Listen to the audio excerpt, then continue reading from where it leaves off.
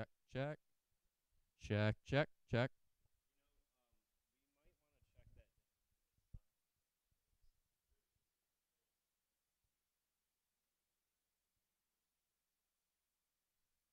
Check.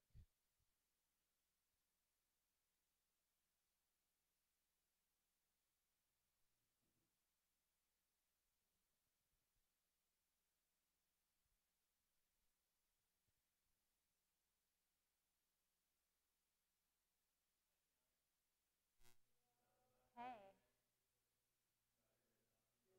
can you hear me? Can you hear me? Is it good? Huh?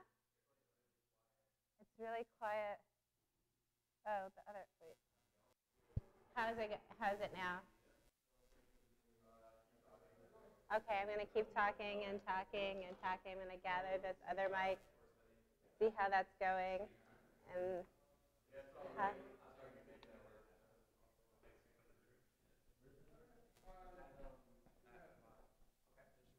you said it's working. Yeah, it's working. It's Okay. just a little quiet because I think it's like more like under you than it is. Like, you can maybe put it on like the side of it. Yeah, more like that because I think it's just like tucked right under, you know. How is this? Does this work better? No. Yeah,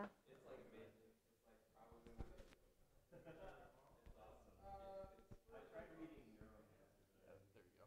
Okay. Does that work? Yeah, it's better. It's much better. Okay, good.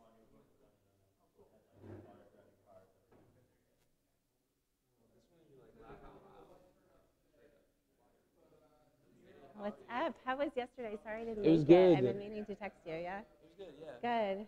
Sweet.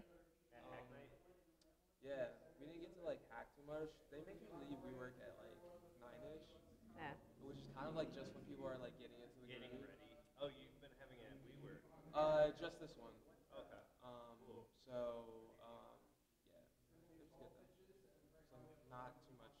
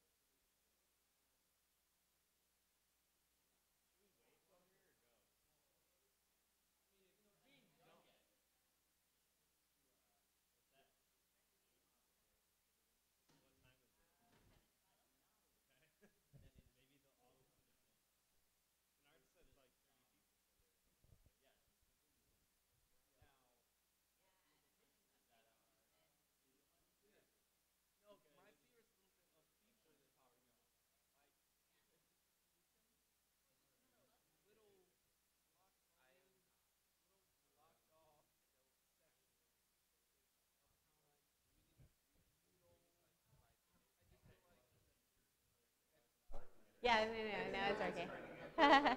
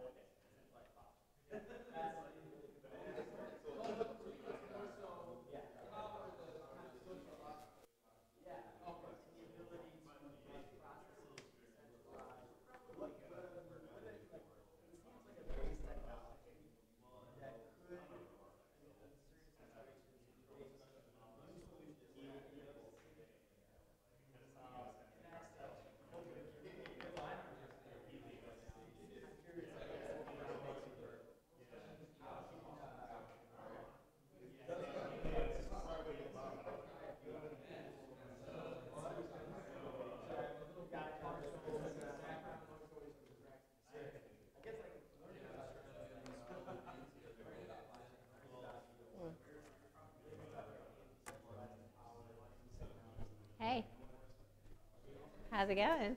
Good, good. You all right? I'm good.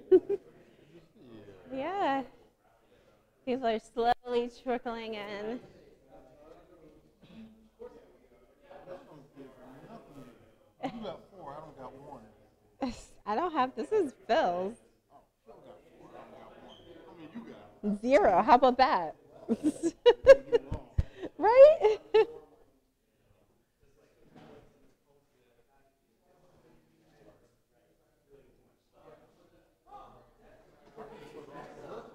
Hmm? So busy in the parking lot. Is it really? It's tough out there? Usually I park right on Broadway. Because there's all those spots. Yeah. 6. I got lucky. Oh, speaking of, oh no, I think I'm over my time, way over my time. Whoop.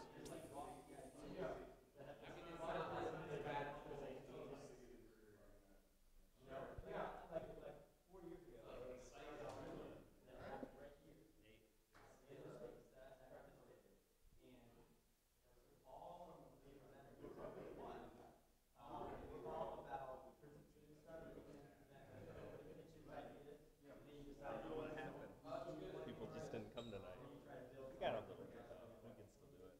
Yeah, oh, we're gonna do it. Regardless, yeah. And they might trickle in too. Yeah. It might be kind of hard to park down here too, Yeah, I mean, that's the problem when it comes down here. especially if it's a sports night, and I don't know if it is or not. But Apparently, some big singer is down the road, which is probably enough to make it hard. yeah, a concert.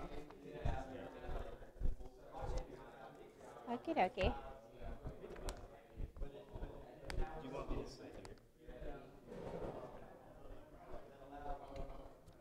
here? Do you want to see the slides? Well, I guess No, it it's doesn't. fine.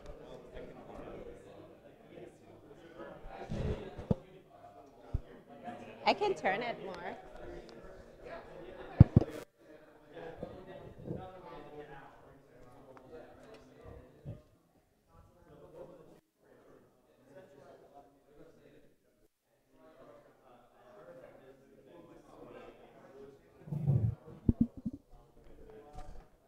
Where did Adam go?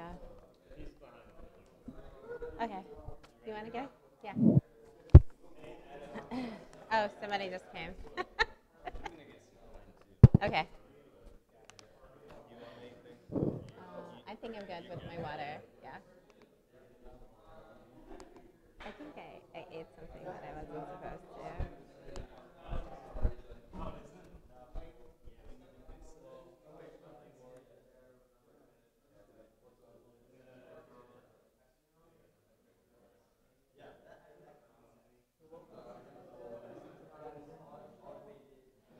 Hey guys, we're gonna get started soon, so get some wine.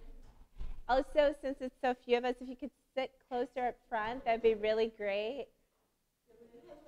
How are you? I'm like, I know I'm totally missing it. I guess I better pull up YouTube. Oh, you are hilarious. It's like I couldn't find parking. Hey, Brian. Oh, This is Dr. Waddell. Yeah, we had a meeting with Ken Harris and you came up. Oh, Yeah, yeah. I was hoping to see him here too, as a matter of fact. Did he just leave? Oh, Yes. good. Yeah, that sounds quite well. So he just left already? No, we met from yesterday. Oh, yesterday. Okay. He said Yeah, it a was while good. ago. He Oh, said it was good. yeah. Okay. He might be. Maybe later on. I don't know. Sorry. So bad.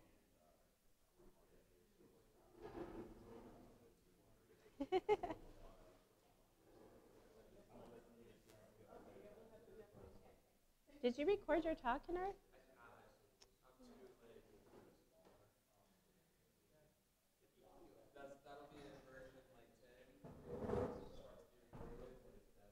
Well, yeah, because I would love to get caught up on what happened.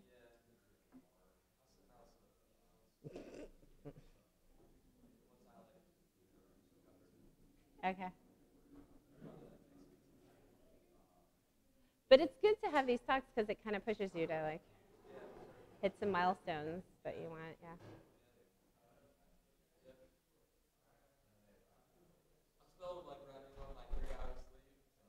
I appreciate you coming. Thank you. Hey, what's up, Josh? Chillin'? Good. Thanks for coming. You're so on time. I'm waiting for my co-host.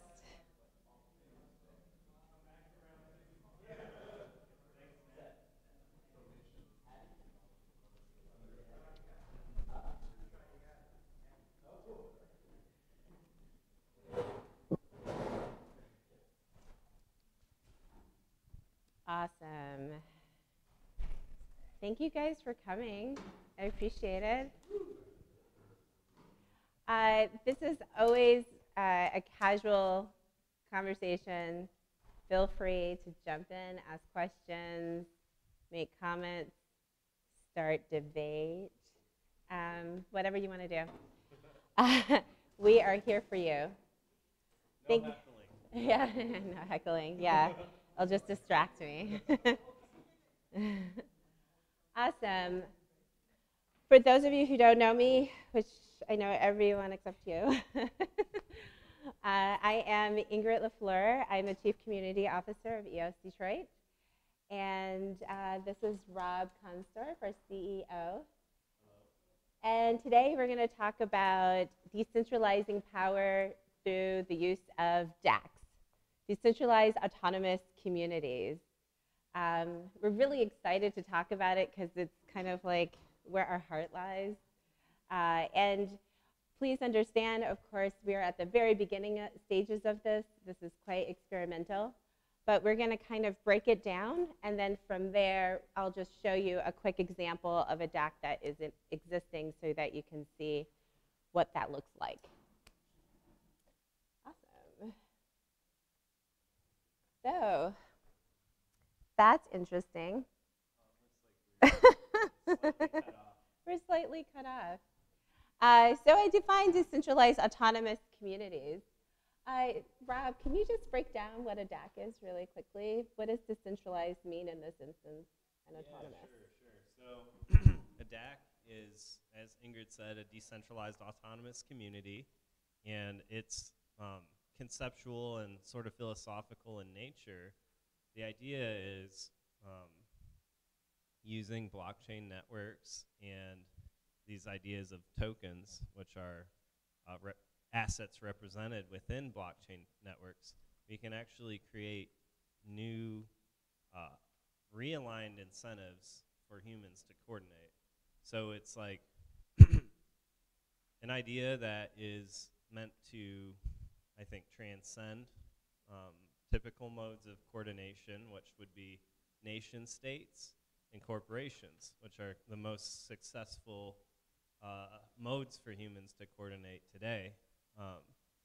So the idea is we're all under, everyone here is a part of a co-creation process of how could we envision one of these systems to work. And I think that there's no cut and dried definition or definitive way to launch or organize a DAC yet, or also known as a DAO. We'll get to that. But yes, so that's something that's really interesting in my research. There's all these different definitions of DACs. But what I have found is that they're usually global. And that is the decentralized nature of it. You don't have to necessarily live in the same place and be close to each other like we're used to with maybe a cooperative. So DACs are kind of seen as these like digital cooperatives in a way. And because the autonomy aspect of it is really interesting, right? Because we start getting into like governance and things of that sort. I wanted to just get into just thinking about what does it mean to be collectively working together? What does cooperation actually look like? So you usually have a shared vision, some say shared goals, mission, right? There's trust and transparency, hopefully because it's a community. You trust the people that you're working with, and usually in a cooperative, you might actually know those people. Coordination, you have to have the management organization of that thing, this collective action. How are we actually going to accomplish it, the processes? And democracy, everyone has a voice and is able to say what they want and express that, hopefully, in thinking about cooperation, right, and collectives. So that gets into the elements of a DAC that I think are really like reflective of that. So let's start with the membership. There's like different kinds of models for membership. What does that look like? Yeah, good question. So if you subscribe to the philosophy that all decentralized blockchain networks actually are DACs or DAOs, then all of the ones that we're familiar with today would be public membership, because all you have to do is go acquire that asset to become a member. Hold it up. Okay.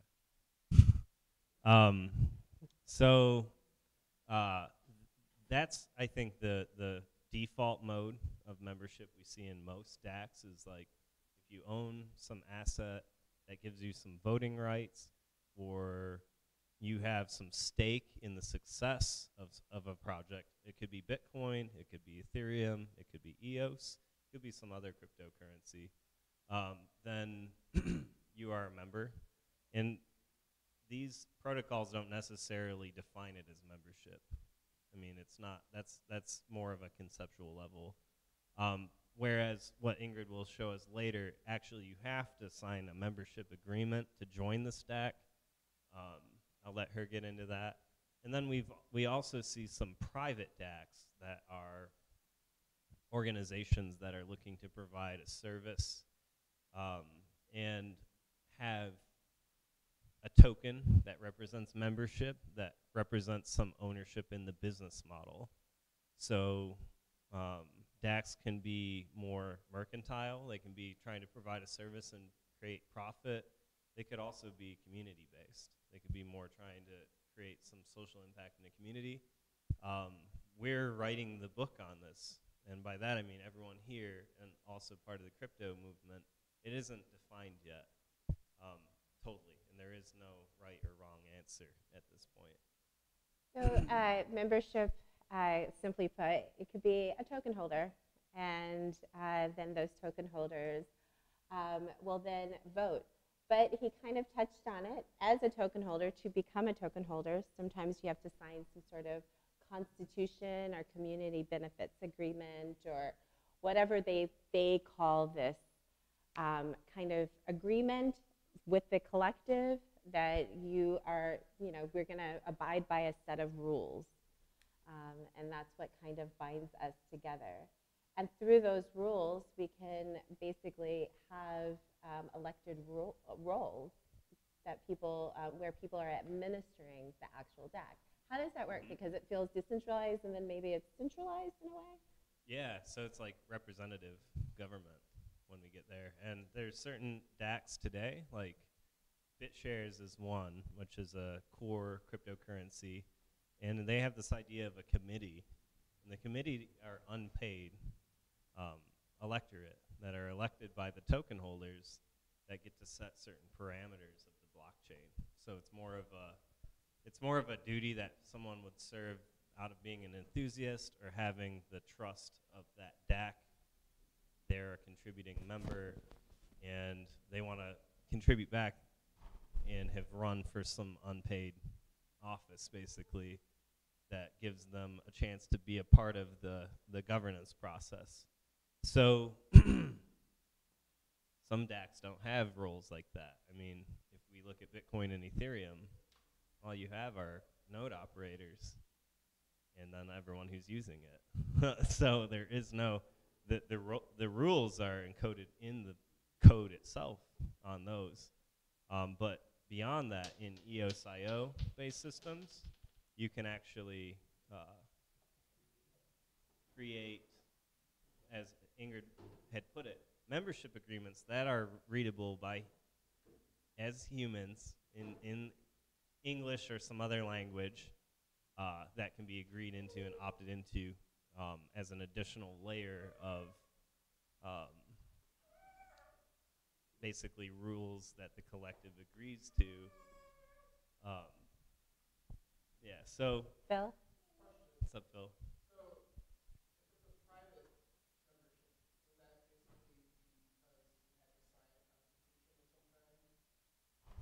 I'd say not necessarily, because Previos, which we're a member of, EOS Detroit,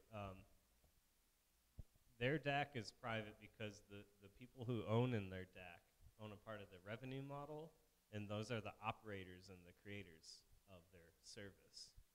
So people can consume, or basically Previos can be used by people who aren't members, but the DAC, the people who make decisions about the future of this project, are the people that are working on it, essentially. So that's an example of a private DAC versus a public DAC, which would be like EOS, Telos, Ethereum, or Bitcoin. So within DAX, there's an opportunity to experiment with like governance models, which is kind of really, I think is really exciting. And that looks like looking at different types of voting mechanisms. Do you want to talk about that? Sure. Yeah, so there's a lot of voting mechanisms that are, the way that most DACs today are governed are through stake-weighted voting. What that means is the more tokens you have, the more votes you have, which is a plutocratic model. The more money you have, or the more shares you have, it's like a corporation, basically. You have more voting stake. That gets into the fact that it's hard to do one vote per person in blockchain networks right now. But it's not necessarily impossible. So in the future, we could have DACs that had different voting systems that weren't similar to corporate governments or corporate governance, but were more akin to democratic systems where each person gets a vote. So those are some examples. There's different flavors of mechanisms we can craft DACs with. So the question really, I think, becomes like, what are all the different ways that such a system could be composed, and what are the pros and cons of all those different options? And Definitely. who knows? I'm a big fan of. Josh, do you know? Oh, I was going to say I'm a big fan of quadratic voting, and I will be experimenting with that with a different project. So quadratic voting is basically everyone kind of imagine everyone in the room got the same amount of tokens, maybe 12 tokens, and an issue comes up. and maybe I really, really care about it. So I vote with my tokens, maybe 4 tokens on it. But maybe you don't really care that much, so maybe you vote with just 1 token. Or I could say I'm not an expert about this because this is outside of my just knowledge base. So I can say to my friend that I know is an expert in it, like I know Rob knows about X, Y, and Z. So then I can delegate my tokens to that person to vote for me. But that is not necessarily, hopefully, a political thing, right? It's literally just, I believe and trust my friend, and I'm going to delegate my votes to that person. So you know, so there's a lot of experimentation about like voting itself within the DAX, so and outside of DAX, but this is a great opportunity to explore that further. Josh? I'm participating in a DAO called the Genesis DAO, and we use a staking model. Like we stake our tokens to vote on issues, but you can't purchase tokens. You have to get tokens by doing work for the community. So when you like work on the website, you get reputation tokens, and then you, with any job proposal, you say I want 0.2% reputation tokens for this job, and then upon successful completion, you get tokens, and then you can use those tokens for staking and voting in the future. And there's actually a breakdown of every participant in the DAO and how much reputation they have. And I think the person with the most reputation right now has like just over 1% of the total reputation tokens. So it's not dominated by one person by any means. And most people have between like 0.2 and 0.5%. So it's just another model that Very people are interesting. experimenting with. Thank you. I love that because the challenge that I continually come back to, oh, sorry, Kennard, responding to Josh here is how do we create a resilient DAC that can't be subverted by money? So if it isn't a plutocratic system where you can buy your influence and you have to earn it in other ways, I feel like that creates a more resilient system where it's less likely to be taken over by maybe a hostile force. Yeah, actually the DAO got hacked like 2 days after I joined, and all the ether got drained from the contract, so that was unfortunate. But as a decision-making process, it still works. We just can't delegate funds using the contracts anymore. So yeah, it happens. It's cheaper than an audit.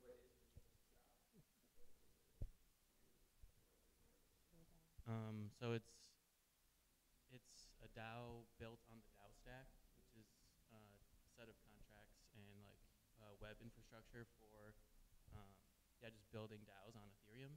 And basically, the point of the Genesis DAO is to just promote DAO stack technology, test it, prove it, build a community around it, just use it. And, there's like a lot more functions as far as I can tell. Adam, did you have a question? Oh, okay. Awesome. So you mentioned a little bit about smart contracts, and so maybe we can get into smart contracts because that's how a lot of the management is automated. Can you explain what a smart contract is? Yeah, smart contracts are the bread and butter of all of this, of a DAC.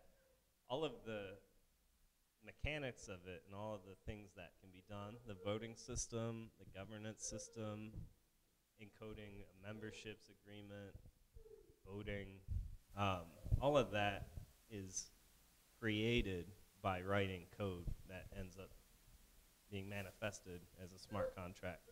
So you write this code, which obviously requires a special set of skills related to coding, and then you publish that onto the blockchain network, and then that code can be called on for different purposes, whether you're voting or doing some other function that the stack can provide. If you're in a special administrative role, maybe you have some additional capacities that you can do related to that role, like authorize funding for something. So a DAC can be a funding mechanism, which is interesting because now we're talking about people being able to create their own funding mechanisms in a grassroots way. Ulysses has a question. Is there a mic over here still? Phil.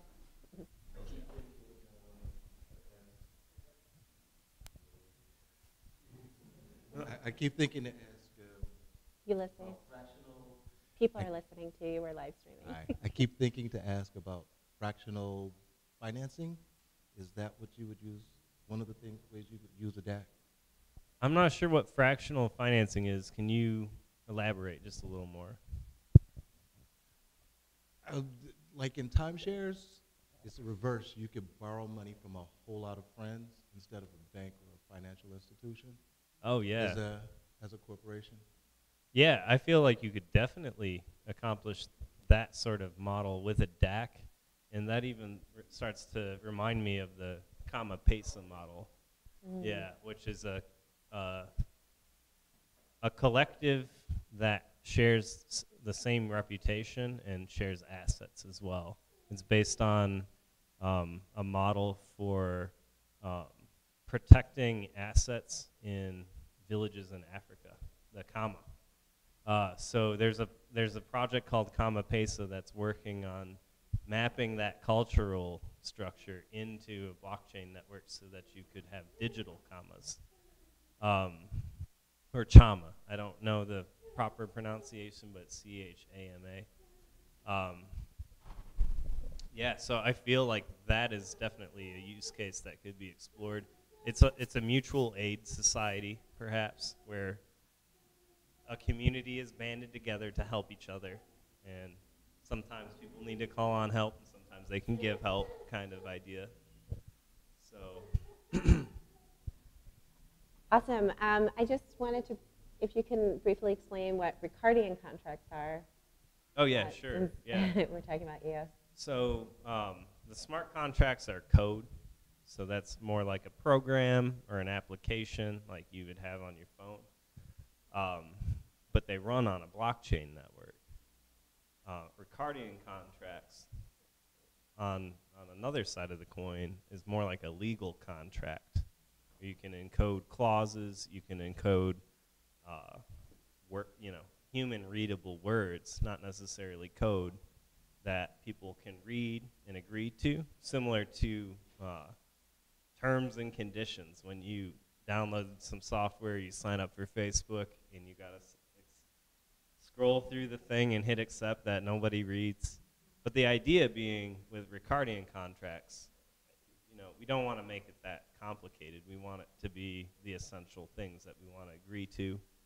So like a constitution, you should aim for it to be like a 6th grade reading level or less, so that it's more accessible to more people.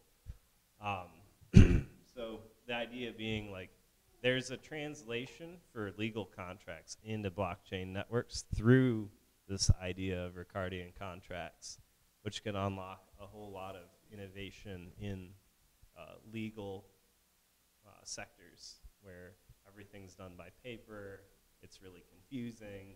There's a chance here to kind of simplify things and also allow people to directly authorize, maybe even get to the point where lawyers are less necessary because we've got software helping us with this. So Right, that creates the trust and the transparency that we need. Yep, and without having to actually know the person. With Ricardian contracts, we can all agree to rules. So if we're all agreeing to rules and signing digitally with our blockchain accounts, I'm agreeing that's digitally published on a blockchain.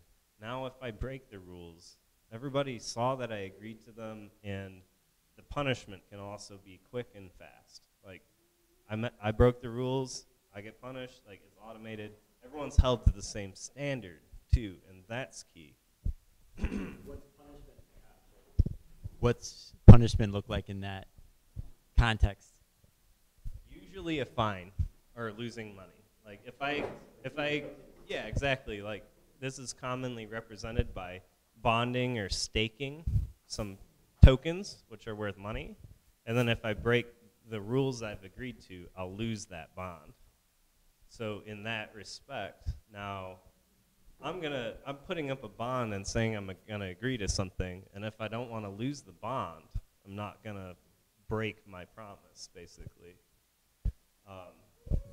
So you might have heard decentralized autonomous organization. Ethereum likes to use DAO. And then we have decentralized autonomous community. And they're essentially similar. And I just kind of wanted to get into the roots of how the DAC was created. The concept. So rules can only be broken through the network. Like, what if somebody just breaks rules outside of it, like by just doing things that are immoral that you can't necessarily digitally keep up with? Like, how would you know? Like, share some secrets with other. You know what I'm saying? It could be those things are not. You can't keep up with that. That's like I could tell you something, tell somebody else something, or do something outside the organization, outside that is wrong, but it has nothing to do with what's actually being done on the actual network. So how would you keep up? How do you enforce that? Yeah, how do you enforce that? Right. It's almost impossible. Right. Yeah, great point. So with these rules that we're talking about on a DAC, exactly. Like, if you try to encode something in your rule set that can't be enforced on the network, then you're going to have a bad time. And EOS is actually dealing with this today. So the EOS network launched with some governance. Some of the rules aren't enforceable, and certain actors in the system are breaking those rules. And we're realizing it's impossible to do anything, and it undermines the integrity of the rules if the rules aren't objective enough that we can enforce them with software.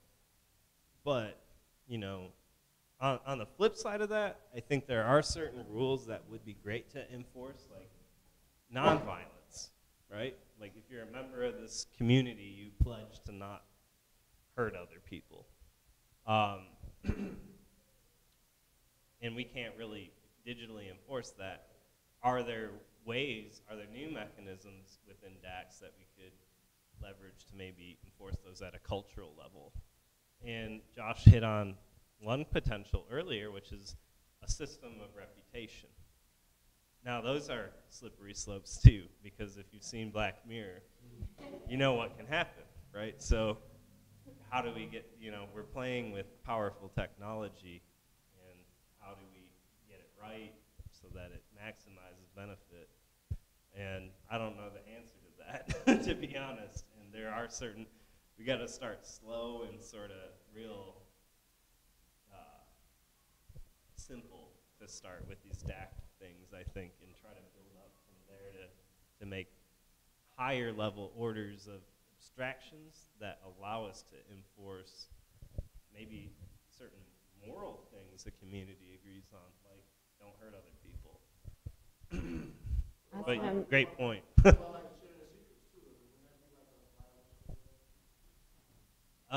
If it was a rule that was in the agreement document. It's whatever the DAC decides their rules are, and then share a secret with you can share a secret without, without digitally doing. I could tell you, this is how we're coding this. We're doing this code this particular way. It could easily. But that's the reputation that we're talking about. Right, so we're just basically be based on the reputation that Josh kind of like so we're basically pulled out. Like just hoping people do the right thing, basically. Yeah. I mean, that's all you can do on a daily basis, anyways. Yeah. To your point too, like putting something unenforceable into the agreement could undermine the legitimacy of it. If people were like could easily detect something was happening and it wasn't being prevented, then it might make the rest of the rules people not follow them. And we've kind of seen that with EOS's constitution. Like it was snowball out of just everything just off. Yeah. So.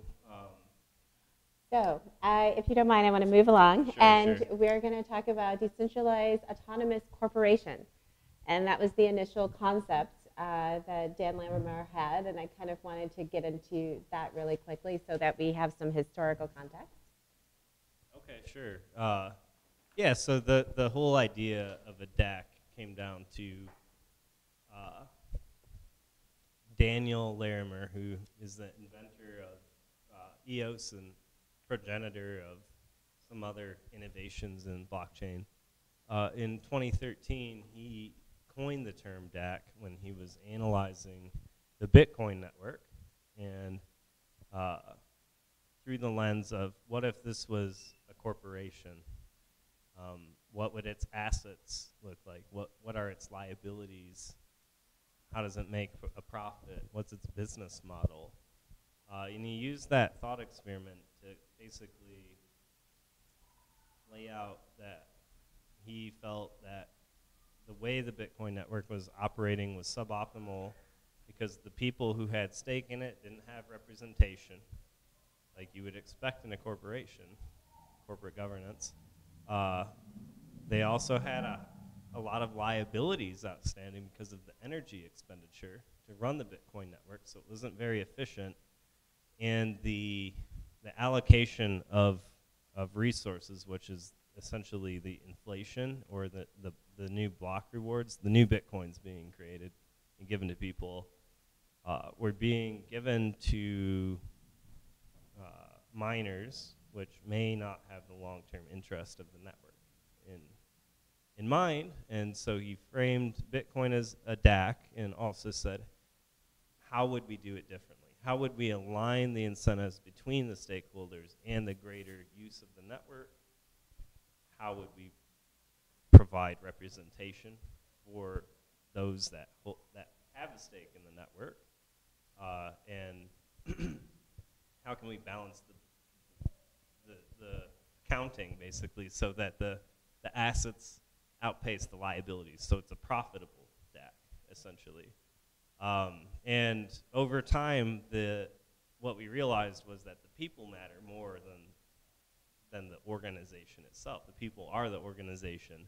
So the term morphed from being corporation, decentralized autonomous corporation, to decentralized autonomous community, acknowledging the fact that the people that are rallying around it and building value for the network and promoting it and attempting to build things with it are the ones that are creating value for it, and we should acknowledge that.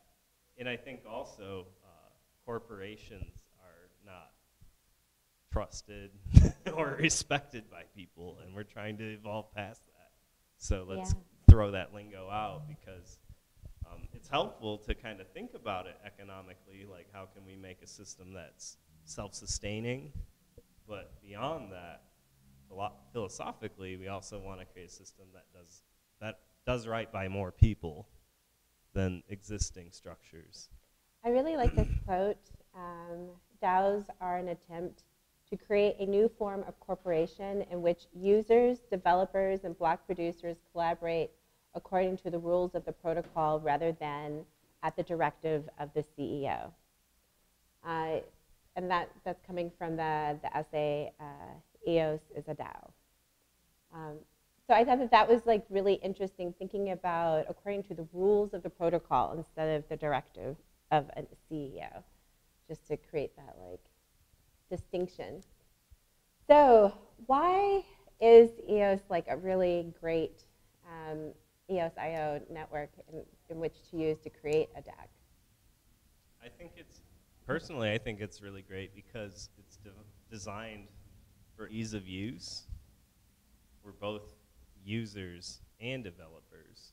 But beyond that, EOS.io, which is the software behind EOS, was designed to allow people to customize and launch their own blockchain networks.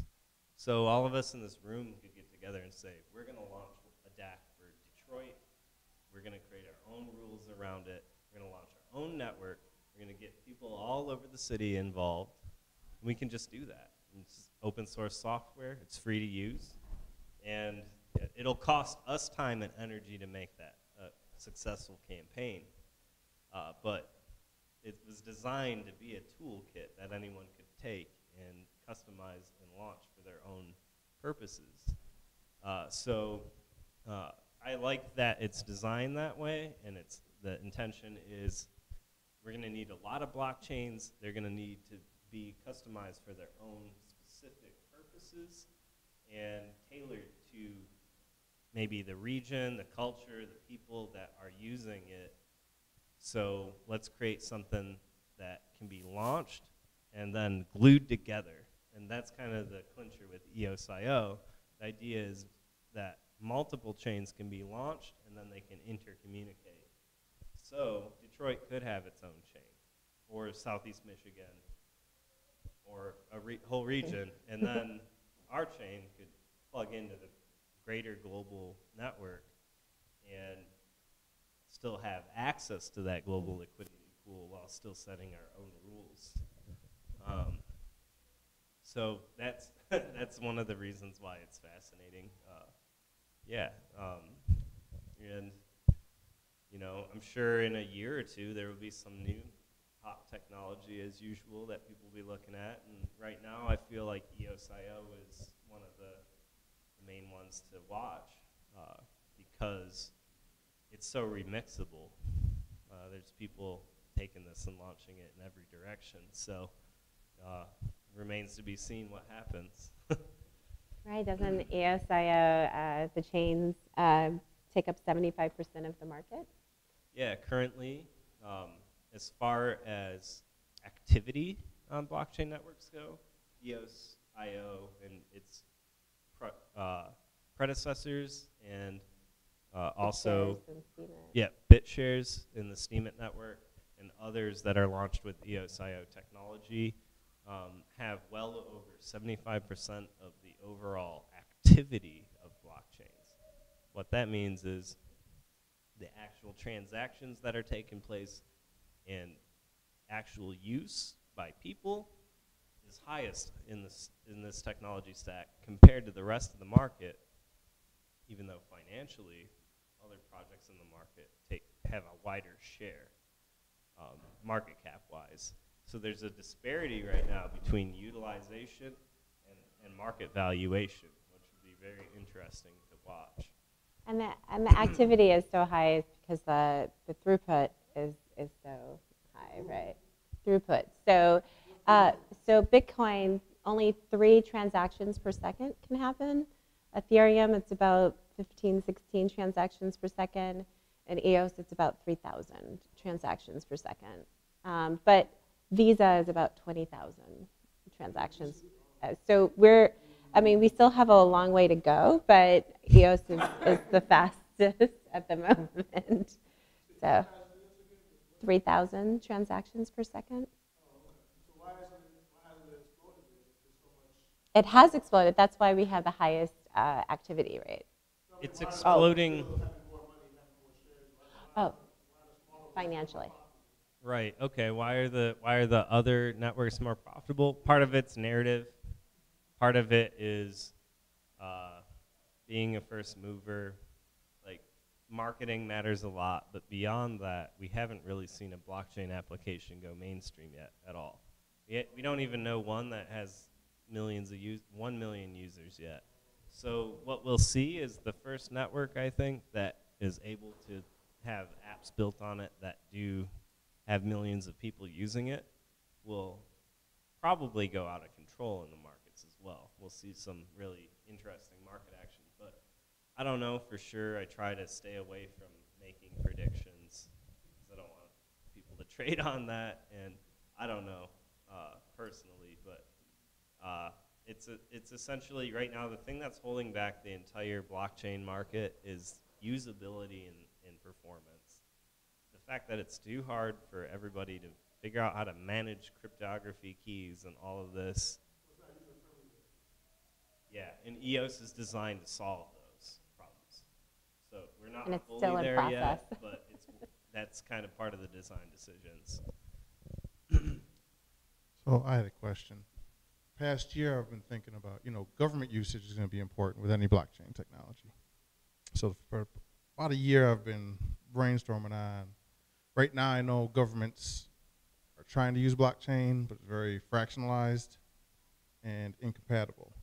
And I was thinking, if you took a federal government, we'll use U.S. as an example. If you took the federal government and had them create a blockchain infrastructure like they did the freeway infrastructure, right? The New Deal, and then allowed states and counties down to the municipalities to sort of build their own networks for governance where they all tie together to a federal one. So when it comes to, our government's so intertwined when it comes to anything like birth certificates federal government needs to know about it with Social Security issues, but so does your city. Issue it on a city level, federal regulators can tie through. So what you were saying about EOS and separate chains, they would be able to build a model like that where each sort of municipality could really have their own separate chain, not just like we're building on top of EOS. We're building Detroit EOS, well, Cincinnati's building Cincinnati EOS, totally different networks, but they could intertwine without a problem. Yep, theoretically. So inter-blockchain communication is still being worked on, but that's what is the feature that is proposed to solve that and is a part of EOS's roadmap. I think one of my open questions, based on what you've said, Nate, is at what level do we see new chains? Is it per city? Is it per county? Is it per state? I'm curious about this. I've thought about it too, because I think you could scale up a representative democracy in a more fair and meaningful way than we have today by doing a system like that and having each chain kind of resolve, like, everyone in this city is gonna elect this person to represent us at the next layer up kind of thing. Which is kind of how the US government's supposed to work, but you know, there's all of these problems with it. Yeah, so money, gerrymandering, redrawing district lines, like all these problems, right? It all really does come down to money. So, but yeah, Nate, I think that's an open question, but you have the right idea. We're thinking about this the same way. Awesome. So who can benefit from DACs? Cooperatives, homeowners association, nonprofits, and more. It's actually endless. I want to just kind of go through really quickly. This is not my computer, so all of a sudden I got stuck. I don't know this bar. I don't know how to escape. Here. Okay, cool. That's where that goes. I want to show you an example of a DAC. So this is a block producer that is a DAC, and it's called the EOS DAC. And this is their website, eosdac.io. When you go on, you can go to membership. It sucks I'm not on my computer because I'm a member, or I'm pending. But this is what it looks like. So you can see the dashboard. You have like the key features of membership worker proposals. Until you become a member, of course, you don't have access to certain things like wallet, register as a candidate, settings. But we can look at the Constitution. So this is what a Constitution looks like. And it's just kind of breaking down and creating like a lot of definition for clarity. Gets into core principles, what happens with the tokens and the membership, proposals, voting members, custodian board. So this custodian board, that's what that looks like. And it says, every 7 days, your votes are recalculated to select who will be part of the next custodian board. So it kind of recalibrates every 7 days. It says the custodian board manages the operations and affairs of the DAC, including but not limited to the governance and administration of the assets, liabilities of the DAC. Yeah, it's the management part of it. And so this is what that looks like. You can see how many votes, how many they staked, how much they've staked. And this list changes. And then with your vote, if we were a member, we could see what, who we voted for. And it tracks that. The Token Explorer tells us how many tokens are. Yeah, this shows everyone who's transferring it. Transferring, yeah. Yeah. For this particular DAX token, which is called EOS DAC, it's a 6-letter symbol, token symbol. Yep, I'm pretty sure. Like you can see on that previous page. How much votes each person has and cast votes if you're a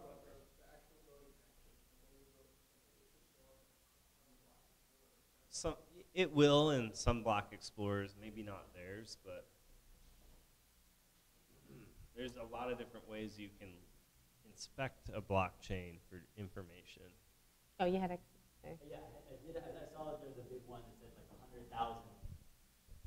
There was one that had like 100,000 quantity, and I wonder, or maybe a million. What is that? Maybe Right here? very lower. Yeah, yeah, right there. What is that? What are the implications of that? That's 2 hours ago. It's someone transferring from Nudex Pocket to EOS Apollo Box. That means Nudex is an exchange. So whoever that was, oh no, actually that's the one above it. So that person was transferring off an exchange, which means they probably just bought their DAC tokens and wanted to put it in their own wallet. The one below it, BBox 3 wallet to someone else. BBox is another exchange. So both of these are examples of tokens being transferred off an exchange, which may indicate that someone just purchased EOS DAC tokens and then moved them into their own wallet. There's 3. So you have the mic, so go ahead first and then pass it around. I'm going to go back. I think it was Nate.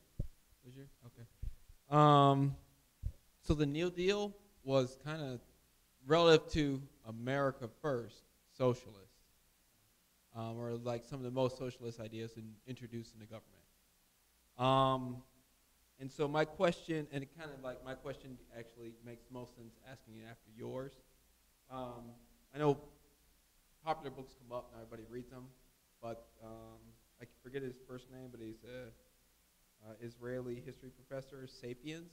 If anybody, okay, so at least Heard of it. yeah, I haven't okay. read it, but I've heard it's a well, great I book. mean, he writes mostly about the idea that money is a myth, and the imagination ability to create myth, such as currency, is what allowed us to work together. And there's also a new field over the last years called neuroeconomics, which suggests that there's a mathematics to how we go about life. And I suppose I'm asking, is the blockchain almost a socialist? Like, I'm not calling you any, like, it's socialist, but I don't think socialism is a bad thing, but I also know you're filming and people react to that word. Oh, that's fine. People, okay. It's a great fine. question. I just wanted to preface that. I didn't want to, like, act like I was labeling you. So does it have socialist leanings? Not, well, is it an attempt to give that idea of trust that we put in a dollar is an attempt to give more agency to the individuals creating whatever that currency is? Like, is that the whole point? Yeah, good question.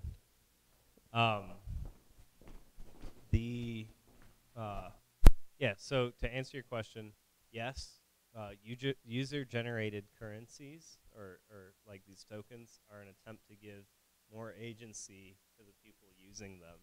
And I think in the future, we could see many different currencies arise out of communities where the community gets to put their own sort of reflection on that, how they want the money to work in their own community, or how it should be allocated, or what things are, maybe there's discounts associated with things the community values, or incentives to, maybe you get some additional currency for doing things the community needs. So I would say it is an attempt to do that in certain respects. And I definitely view user-generated currencies as highly valuable, and I think that creating assets that are more reflective of a region or locality will help us improve the resiliency of those local economies. And by improved resiliency, I mean buffer against catastrophic volatility and collapse, and 2008 is the best example of a brittle, efficiency tweaked economy that didn't have much resiliency. So when it did fall, the ripples were felt by many. So the idea is if there's more options, then the money is hedged in more places, and when there are downturns, it hurts less. essentially. And I'm just going to answer the other question on socialism. I think there's actually a divide in the what is known as crypto anarchism, which is like the philosophy behind using blockchains to create new economies. There is a really good Medium article about this, and you can basically define. It basically follows the stratification that you're used to. You've got crypto communists and crypto libertarians, people who put more stock into the free market, and others who are looking to create more protection around commons. I personally don't necessarily align with either on a full ticket, so to speak. I think that aspects of both are important, and personally seek to create dissolve barriers between those two different distinct ideologies. So I think there's value in free market mechanics. I also think there's value in respecting commons and commonly owned and shared resources. And I think there's ways that both mechanisms can be used to create greater prosperity for more people, or I have more of an egalitarian view, I guess. I care about creating better conditions for more people. So that's where I come at it with. Now, whether or not that's using free market or something that's more aligned with a socialist ideology, which some people think universal basic income would be an example of that. Well, if you go look at Dan Larimer's reframing of that idea, which is universal resource inheritance, he's created a way to do UBI that's palatable for libertarians. So it's interesting. You know, UBI is universal basic income. That's the idea. What if everyone got a distribution of money for being alive, for being a human, for being a citizen? So what if there was an automatic distribution mechanism that, imagine it, the best way to put it, I think, is Social Security, but you don't have to be a senior citizen. Yep. Yep. And then that way everyone has an opportunity. Because I have a little money to do something with, so I can try to make that into something greater. And that's kind of the idea behind universal resource inheritance. Like, the idea is it's an agreement between the previous generation and the current generation. The previous generation has had more time to accrue more capital and assets, the older people, right? And thus, the younger generations are sort of born into circumstances they can't control. So if we continually dilute people with capital and redistribute it to everybody, then persons that are born into some circumstances at least get something to work with. Yeah. To try to make something into. Especially in a country where there's extreme disparity in wealth. You know, you have like 99% of the population having, I mean, with 1% of the population, only 99% of wealth. I mean, the disparity is extreme. You know, so yeah. Imagine if they, even if that 1% was to give 25%, you know what I'm saying, of their money, it would just be way better. It makes huge differences. Yeah, like, so I mean, you would see crime drop. You would see you would see so many different things just come off way better. And I see the potential for those blockchains, almost creating its own community in itself, its own economic. Which is you saw what happened with Bitcoin. That became a threat to the government in some ways, because the government doesn't want that. It doesn't really want people to have autonomous forms of currency. So I think eventually, if this particular model explodes, and you're gonna see pushback from those who are in power, who want to continue to have that, to continue their model, because you know, it's like there was pushback against Bitcoin. The banks, for example, don't want to see that. You know, especially if the banks aren't going to really benefit. Because you imagine the banks really seeing where people, well, I don't need you anymore as much. I can rely on this a little bit more, a lot more to live my life a lot more successfully. You know, so I Yeah. was wondering about those future ramifications. I mean, we're looking at 2019, but imagine 20 years from now, if we launch this particular software and in effect it causes people to really be interdependent amongst each other and not really need the power structures that govern us now as much. You know, that could be a very it's like saying one day, oh, I don't need DTE anymore. I'm gonna make my own electricity. We're gonna share it amongst each other. That's a real threat. I love that idea. I'm glad you said that because I think decentralizing the control over utilities and also the way that they're for power generation and transmission, right? Yeah, I mean, there's monopolies on that and internet, and those are really good places to start working. What's up, Phil? When it comes to creating these decentralized autonomous communities, if we use Detroit as an example, so say we created a Detroit DAC, and say there was a local currency being used, can you talk about what power the people of Detroit would have as far as setting their own inflation rate and what they could do with the inflation? Yeah, sure. I think that's a really good question. So these DACs can have their own assets that have their own mechanisms, and one of those mechanisms can be inflation. So through inflation, you can create a pool of funds so long as the Detroit DAX token is valued and has some level of demand as well. Because if we just continually print it, but it doesn't have much demand, it'll tank the value of it, and everything we're printing will be worth less. So it's a balancing act to sort of deploy those additional layers of redistribution of capital at the right times. I think if we haven't seen, the world has not seen a DAC launched in a locality. They've been global, as far as I know. There isn't any that have been launched for a specific locality or region. So we'd be treading into new ground, and we wouldn't. It'd be hard to, I think, predict at what point you could turn the spigot on more, or maybe from the beginning. Maybe we want to start out with a low percent inflation, like 2%, and play with it and give the shareholders or the DAC members the ability to ease it up or down over time based on how that works.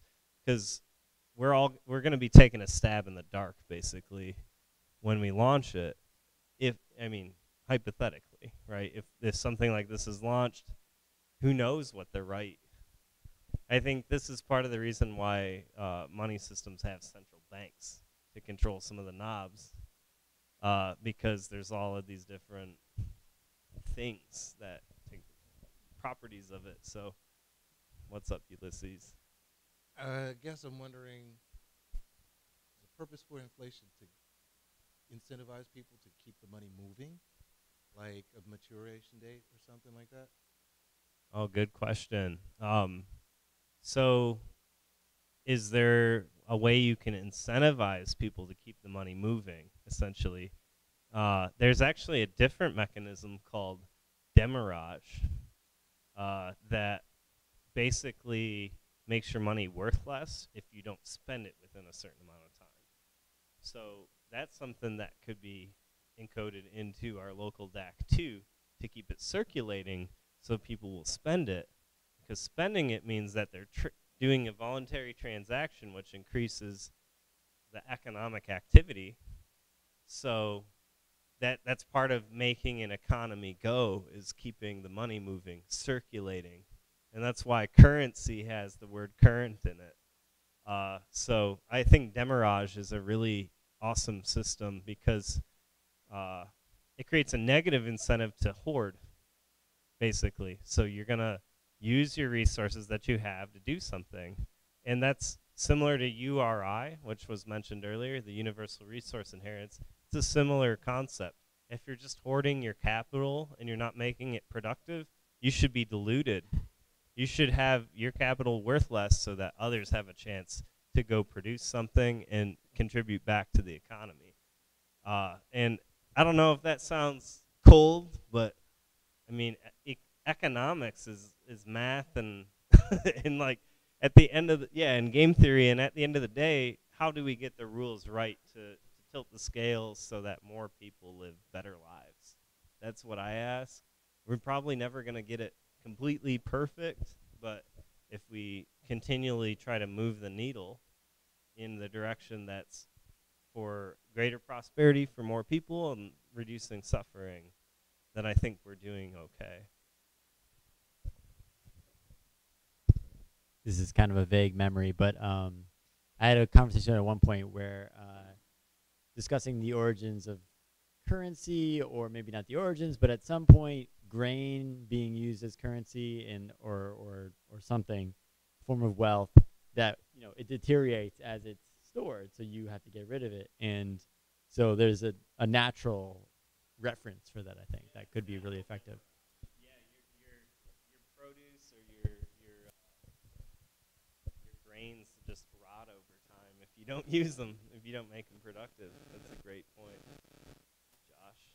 Josh, I think you'll be the last question. Yeah, I have a question about the EOS DAC. Are they an active block producer at the moment? They're either active or almost active. They're in the top. They're in the 20s if they're not active. Are their finances public? Like, can you see how much? I believe most aspects of their operation is public, and they hire a services provider through the DAC to run the nodes. It's totally worth looking into. They've done a lot of legal work. They have really good blog posts about. EOS DAC is definitely pushing the idea of DACs forward very pragmatically from the position of how do we do this in the real world today, which is really helpful because they're choosing certain jurisdictions to domicile in their companies and hiring expensive lawyers to understand the risks, because part of the problem with DACs is we need new legal frameworks around them, because the actions of one member shouldn't become the liabilities of another. But under systems like this and current laws, that can happen, which means if someone in the DAC does something wrong, it can legally implicate others, and there's just a lot of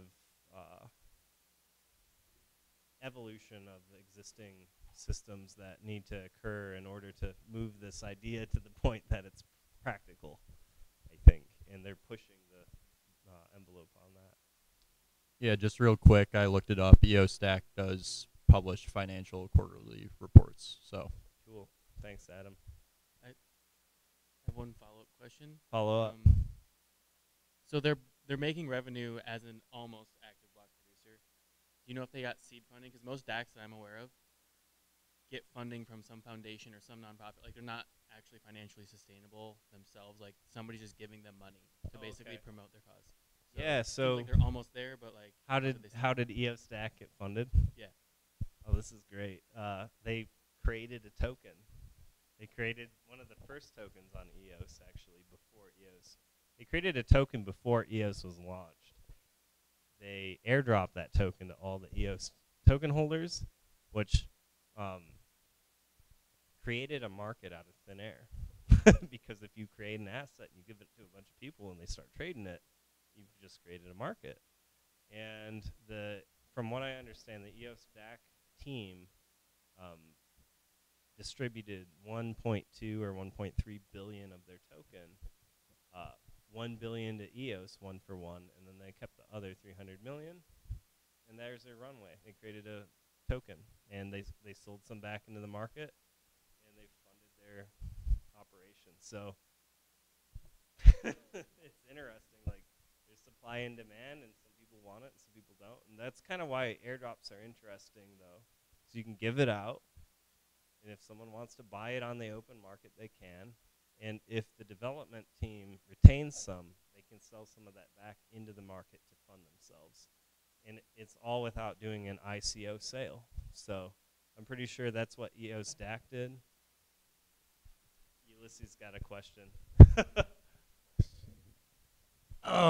Just on the legal side, at what point not active token become a commodity or a security and subject to regulation? Honestly, I don't know. I can't answer that question. I don't know when a token becomes a commodity or a security because it isn't clear in this country yet. Hopefully this year we'll have the clarity we need there. I know there's a lot of laws moving along and bills that could potentially give us some of that clarity, but EOS Stack isn't based in the States, so it doesn't matter to them. They chose some island nations. Okay. Nate.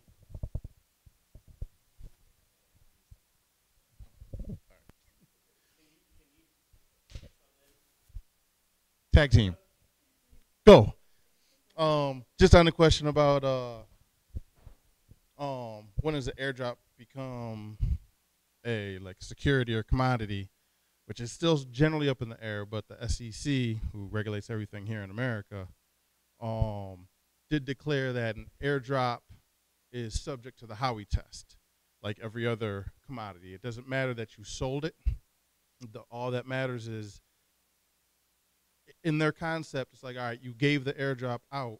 Did you do it to incentivize people like you would, the Howey test is back on orange groves. We're going to sell you a piece of the orange grove, and technically it's your little patch, but we're going to manage it and grow the oranges, and then we'll just pay you out later. So if the idea of an airdrop is, I'm going to send this to you so eventually you can make money from it, it's a security.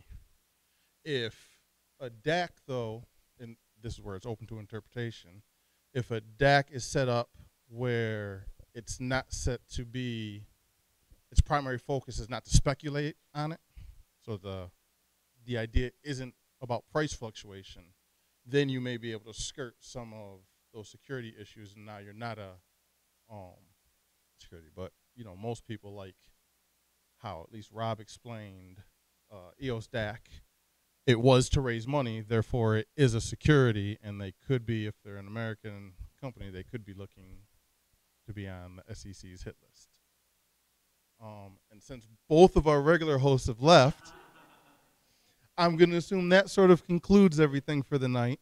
But we'll be around. We can talk, chat. Usually at these events, they'll go out afterwards and, continue the conversation. And